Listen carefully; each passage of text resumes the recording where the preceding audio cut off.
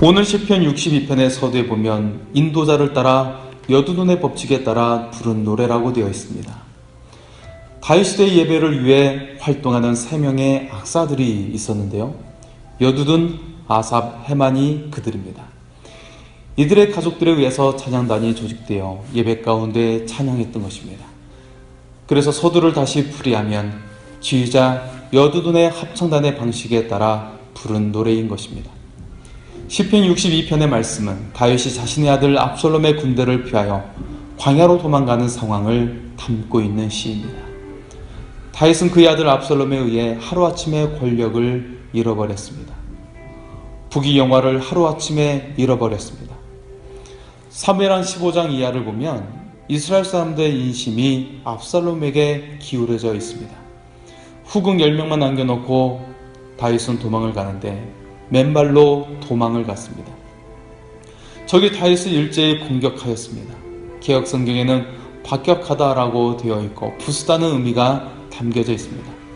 다윗을 해치기 위해 소리를 지르며 군인들이 달려들었다는 것입니다. 막강한 힘으로 미약한 다윗을 죽이려고 맹렬히 달려들었다는 말입니다. 이것이 언제 끝날지 모릅니다. 어쩌면 쫓겨나 왕궁에 돌아오지 못하고 죽을지도 모릅니다. 그리고 4절에 그의 높은 자리는 다윗의 보좌를 말합니다. 왕권을 찬탈하는 것입니다. 압살롬이 다윗의 재판권을 성문에서 가로채 백성들의 마음을 도둑질했습니다. 자식의 반역으로 하루아침에 권력과 명예와 부를 다 잃어버렸습니다. 이런 상황을 맞이하여 다윗은 어떻게 합니까? 장롱 속에 들어가 목을 매달았습니까? 사무실에 유서를 남기고 떨어져 투신했습니까? 아들을 대적하기 위해 군대를 모았습니까? 하나님을 원망하며 좌절합니까? 어떻게 했을까요? 우리가 첫 번째로 볼 수가 있는 것은 문제가 복잡하고 어려울수록 하나님께 집중해야 한다는 것입니다. 문제가 발생했을 때 우리가 누구를 의지해야 됩니까? 바로 하나님을 의지해야 한다는 것입니다. 1절의 말씀을 보시겠습니다. 나의 영혼이 잠잠히 하나님만 바라며 나의 구원이 그에게서 나오는도다. 다윗의 육신은 지금 위급한 상황에 처했지만 나의 영혼은 하나님만 바라보겠다고 고백하고 있습니다. 하나님만 바라본다는 것입니다. 2절에서도 보면 오직 주만 바라보는 것입니다. 5절에서도 하나님만 바라보자고 자신을 설득하고 다짐하고 있습니다. 6절에서도 보면 오직 주만 나의 반석이라고 강조하고 있습니다. 양다리를 걸치는 것이 아닙니다. 자신의 군대를 의지하는 것도 아닙니다. 자신의 신하를 의지하는 것도 아닙니다. 자신의 지혜를 의지하는 것도 아닙니다. 자신의 전술을 의지하는 것도 아닙니다. 오직 하나님만 바라보는 것입니다. 100% 하나님께만 집중하겠다는 말입니다. 어떤 경우에도 우리는 하나님만 바라보는 신앙을 일평생 가지고 살아야 합니다. 이것이 다윗의 위대한 정입니다. 폭풍 가운데 하나님께 나오면 폭풍이 잠잠해집니다. 인생의 태풍이 몰아친다 하더라도 하나님께 나오면 피할 길이 있게 될 줄 믿습니다. 두 번째로 문제가 복잡하고 어려울수록 하나님께 맡기고 하나님의 때를 기다려야 합니다. 모든 문제는 풀릴 때가 있습니다. 감기 걸려도 때가 되어야 치료되는 것입니다. 기도해놓고 뜻대로 되지 않는다고 포기해서는 안 됩니다.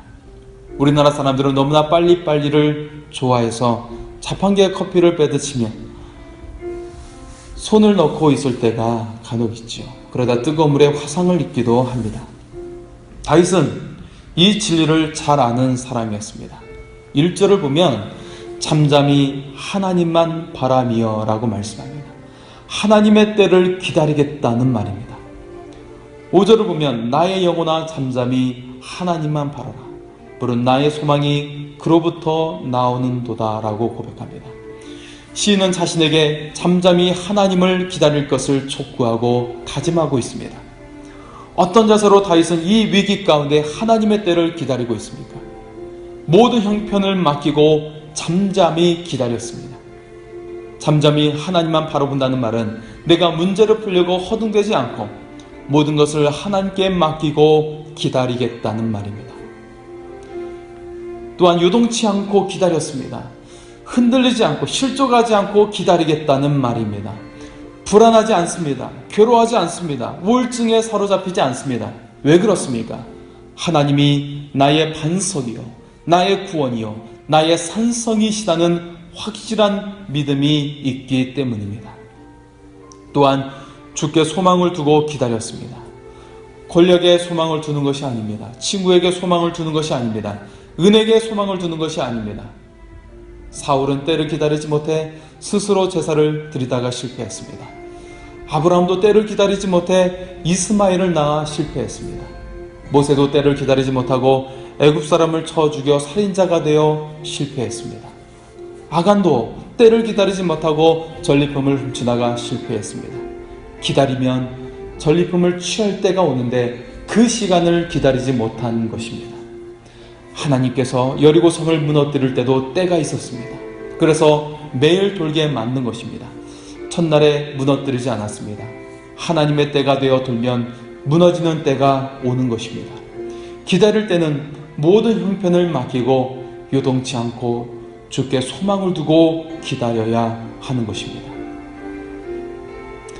우리가 이 문제가 복잡할 때에 누구를 의지하고 또 어느 때에 의지할까를 우리가 생각해 보았습니다. 우리가 세 번째로는 자신을 따르는 사람들도 하나님을 의지해야 한다고 하는 우리가 이 방법에 대해서 생각을 해 보아야 합니다.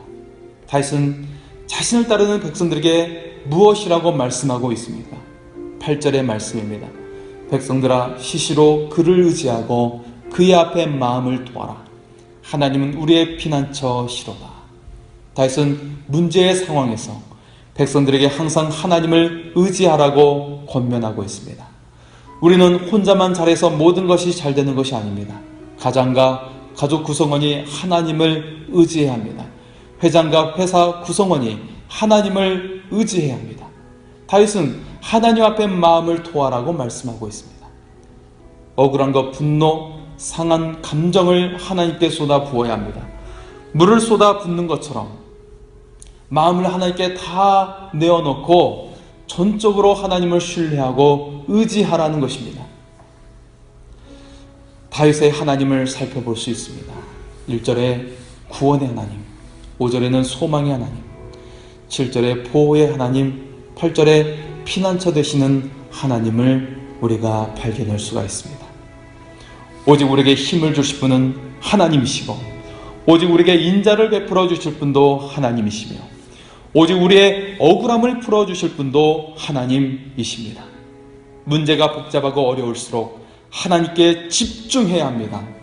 문제가 복잡하고 어려울수록 하나님께 맡기고 하나님의 때를 기다려야 합니다. 문제가 복잡하고 어려울수록 우리뿐 아니라 우리를 따르는 사람들도 같이 하나님을 의지하게 하여 문제를 풀어야 합니다. 하나된 마음으로 일심으로써 하나님을 의지하게 해야 한다는 것입니다. 하나님을 의지함으로 모든 문제가 해결되고 우리의 삶 가운데 놀랍게 역사하시는 하나님을 경험하기를 소원합니다. 하나님께서 여러분을 사랑하십니다.